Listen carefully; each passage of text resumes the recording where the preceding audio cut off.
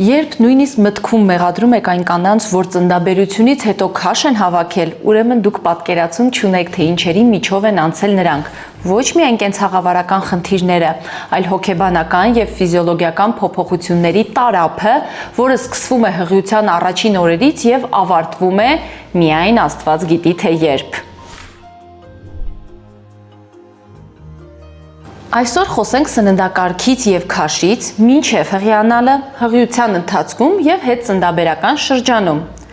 Շատ կարևոր է հասկանալ, որ այս 3 փուլերի համար նախատեսված հատուկ սննդակարգեր չկան։ Այո, չկա որևէ առանձնահատուկ սննդակարգ, որը պետք է պահել այս ժամանակահատվածում։ Եթե մենք սնվում ենք առողջ, մեր սննդակարգը բալանսավորված է, ապա շարունակում ենք սնվել այդպես, միայն թե մի փոքր փոփոխվում է էներգետիկ արժեքը։ Տարբերությունն այն է, որ եթե սովորական ժամանակ կարող ենք մեզ թույլ տալ շեղում բալանսից, ապա հղիության ընթացքում կարևոր է զգոն լինել։ Իսկ եթե վստահ եք, որ չունեք առողջ սննդակարգ, ապա հղիության նախապատրաստվել պետք է հավանական հղիությունից ամիսներ առաջ։ Նախ շատ կարևոր է կարգավորել քաշը, հնարավոր մոտենալ նորմային, իսկ ճարպակալման պարագայում նույնիսկ 10% քաշի նվազեցումը կարող է բարձրացնել հղիանալու հավանականությունը եւ նվազեցնել շատ ռիսկեր հղիության ընթացքում։ Բազմաթիվ սննդանյութեր մասնակցում են երեխայի ձևավորման գործին, օրինակ ֆոլաթթուն, երկաթը, յոդը, B12-ը, հարկավոր է ապահովել օրգանիզմում դրանց անհրաժեշտ քանակը, իսկ դա հնարավոր է միայն բազմազան եւ բալանսավորված սնվելով, բավարար քանակությամբ սպիտակուց, բարդ ածխաջուր, ոչ հագեցած ճարպեր, բնականաբար միրգ եւ բանջարեղեն։ Հղիության ժամանակ էներգետիկ արժեքը կամաց պետք է բարձրացնել, սակայն սա այն տարբերակը չէ, որ 2 հոգու տեղ պետք է ուտել։ Ուշադրություն, պետք է ուտել 2 անգամ որակյալ։ Առաջին եռամսյակում ավելացնելու կարիք ամենևին չկա, իսկ հաջորդ ամիսներին 300-ից 450 կիլոկալորիա օրական պետք է գումարել սննդակարգին։ Քաշը նույնպես ամբողջ հղիության ընթացքում պետք է ավելանա չափավոր։ Օրինակ, եթե մարմնի զանգվածի ինդեքսը նորմայի սահմաններում է 18-ից 25 միջակայքում, ապա նորմալ է, որ այս 9 ամիսների ընթացքում քաշը ավելանա մինչև 15 կիլոգրամ։ Եթե արդեն ունեք ավելորդ քաշ, այսինքն մարմնի զանգվածի ինդեքսը 25-ից 30 է, ոչ ավել քան 10 կիլոգրամ, իսկ 30 եւ ավել ՄԶԻ դեպքում 5-8 կիլոգրամը չպետք է գերազանցի հավաքած քաշը։ Այսպիսով հղիության շրջանում չկա հատուկ դիետաներ։ Մեզ միայն անհրաժեշտ է գիտակցված սնվել, ապահովելով բավարար քանակությամբ միկրո-մակրոէլեմենտներ, ինչպես պետք է անել ամբողջ կյանքի ընթացքում։ Ամենակարևորը հղիությանը նախապատրաստվելիս եւ հղիության ընթացքում ֆիզիկական ակտիվությունն է, սա կենսական անհրաժեշտություն է։ Մեր օրգանիզմը ֆիզիկապես պետք է պատրաստ լինի դժվար օրերին։ Սկսեք քայլել, ակտիվ կյանքով ապրել, թեկուզ ամենափոքր փոփոխություններից սկսեք, բայց արդյունքում հարկավոր է հասնել ստաբիլ ֆիզիկական ակտիվության։ Ամենաքիչը օրական 7000 քայլ։ Սա այն մարդկանց համար, որոնք պնդում են, որ ավել հնարավոր չէ, ժամանակը չի հերիքում կամ կան այլ պատճառներ։ Հավատացնում եմ ձեզ, որ ֆիզիկական ակտիվությունը ամենակարևորն է հղիության նախապատրաստվելիս եւ գրեթե ողջ հղիության ընթացքում, եւ ինսուլինի նկատմամբ զգայունության, սիրտանոթային ռիսկերը նվազեցնելու, թրոմբոզները կանխարգելելու եւ հոգեկան առողջության համար։ Մարդու օրգանիզմը առհասարակ նախատեսված է ծանր ֆիզիկական ակտիվության համար։ Եթե հովազի ուժեղ կողմը արագությունն է, գայլի ժանիքները, ապա մարդու ուժեղ կողմը ծանրաբեռնվածության արձագանքելն է։ Ֆիզիկական ծանրաբեռնվածությունը մեզ միայն առողջացնում է եւ ավելի երկար ու որակյալ կյանք է ապահովում։ Ծննդաբերելուց հետո սկսվում է կերակրման փուլը, նաև հիմա շատ ակտուալ է քաշը կարգավորելու փուլ անվանել։ Ասեմ, որ եթե մենք շարունակենք սնվել առողջ, բալանսավորված եւ բազմազան, պահենք ֆիզիկական ակտիվության տեմպը, ապա քաշը կամաց ինքնուրույն կկարգավորվի։ Բայց մենք հասկանում ենք, որ շատանում է ստրեսը, ավելանում են կենցաղային խնդիրները եւ ամեն ինչ կրկնակի կամ քառակի բարդանում է։ Այս փուլում կնոջ օրգանիզմը սկսում է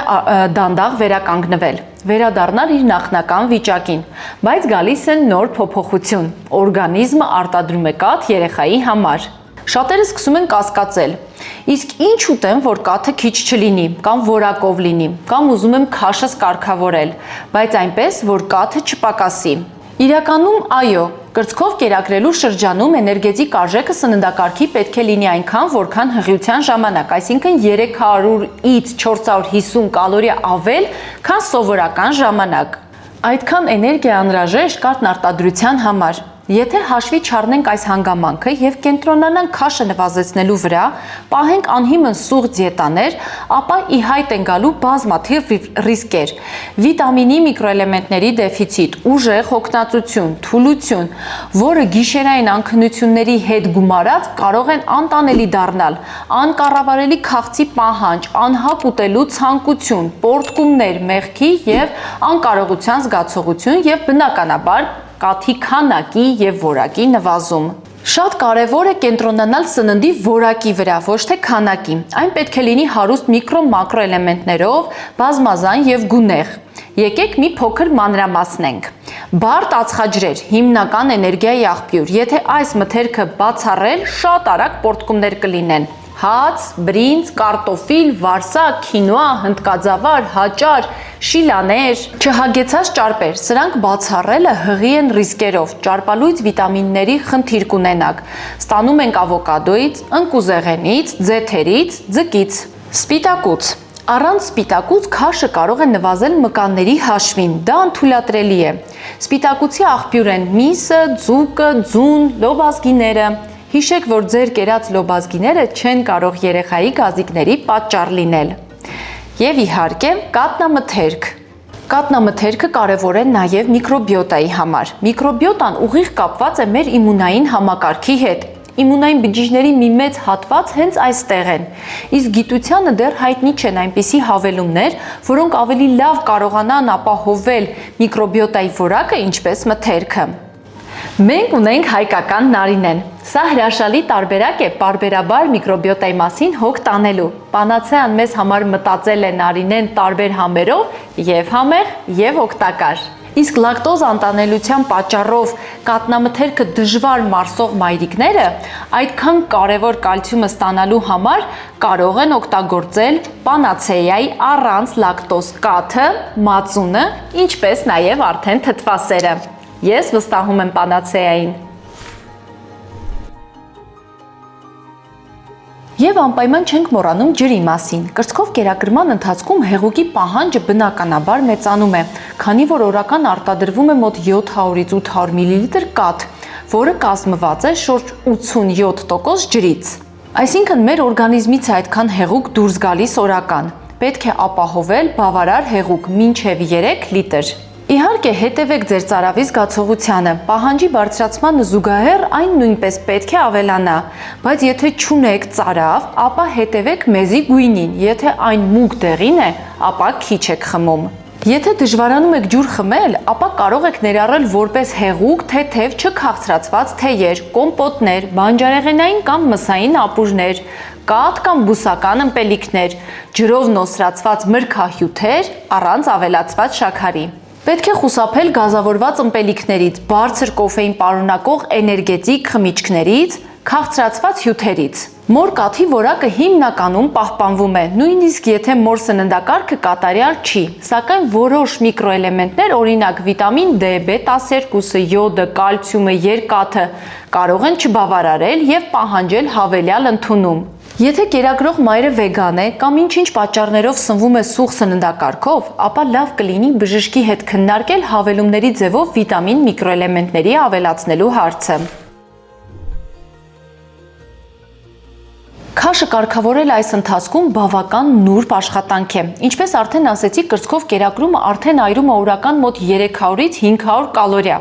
եւ հաճախ բավական է պահպանել բալանսավորված սննդակարգ եւ քաշը աստիճանաբար կիջնի։ Թվում է թե լավ առիթ է, բայց կալորիայի դեֆիցիտ ապահովելը բավականին դժվար է լինելու քնի պակասի պատճառով։ Օրինակ 7 ժամից պակաս քնելը հանգեցնում է մոտ 300 կալորիա ավել ուտելու պահանջի։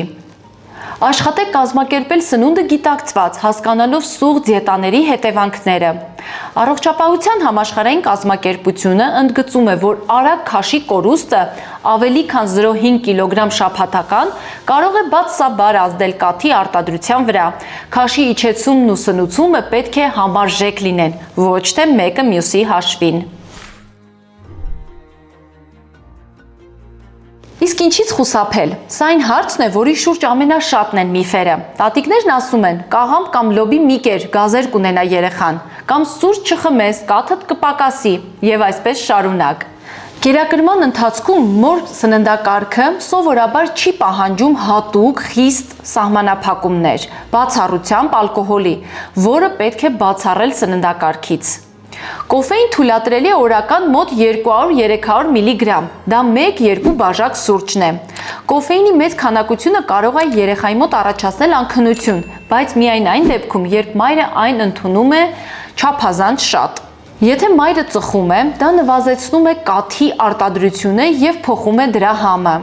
Բացի այդ, երեխային փոխանցվում են նիկոտինի մնացորդներ։ Բացի այս դեպքերից, առողջարար սննդակարգի բոլոր սկզբունքները աշխատում են նույնությամբ, ինչպես մինչև ծննդաբերելներ։ Թերևս ամենահամառ միֆի մասին նորից խոսենք։ Կերակրող մոր մոտ գազեր առաջացող մթերքը չի կարող գազեր առաջացնել երեխայի մոտ։ Սա կենսաբանական իմաստ չունի։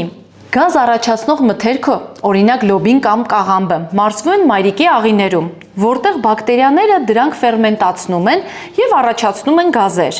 Այդ գազերը մոր աղիներում են եւ ոչ մի կերպ չեն անցնում կրծքի կաթի մեջ։ Կաթը չի պարունակում մոր աղիների գազերի մոլեկուլներ։ Երեխայի մարսողական համակարգը կյանքի առաջին ամիսներին դեռ զարգացած չէ։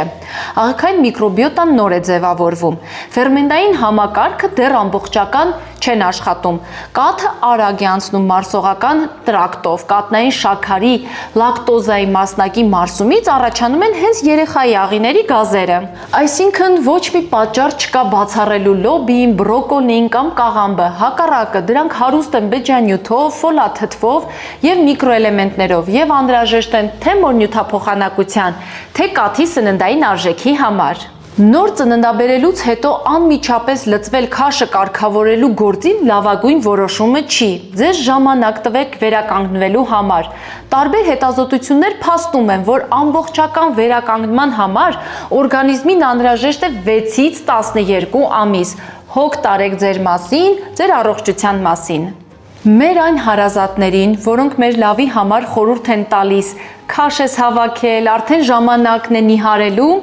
լավ առաջարկ ունեմ, գնացեք, օգնեք նոր ծննդաբերած կանանց, ոչ թե խորհուրդներ տվեք, իսկ օգնելը ոչ թե երեխային գրկելն է, այլ կենցաղային հարցերում օգտակար լինելը։ Օրինակ շատ եվրոպական երկրներում հարևանները, հարազատները կերակուր են պատրաստում եւ թողնում են դռան մոտ, հասկանալով, որ ամենակարևորը լավ սնվելն է նորաթուխ մոր համար, ոչ թե խորհուրդներ տալը։ Տարբեր ազգերի մոտ կան տարբեր ավանդույթներ նոր ծննդաբերած կանանց օգնելու համար, որոնց մեծ մասը կապված են սննդի հետ։ Իսկ դուք գիտեք հայկական այդպիսի ավանդույթներ։ Կարծես որոշ տեղերում խավից են պատրաստում մոր համար։ Գրեք մեկնաբանությունում։ Կանոնավոր կերպով ունեցեք սննդընդունումներ, բաց թողնված ուտելու ժամերը կբերեն կտրուկ քաղցի եւ կնվազեցնեն էներգիայի մակարդակը եւ իհարկե կարող են ազդել կաթի արտադրության վրա։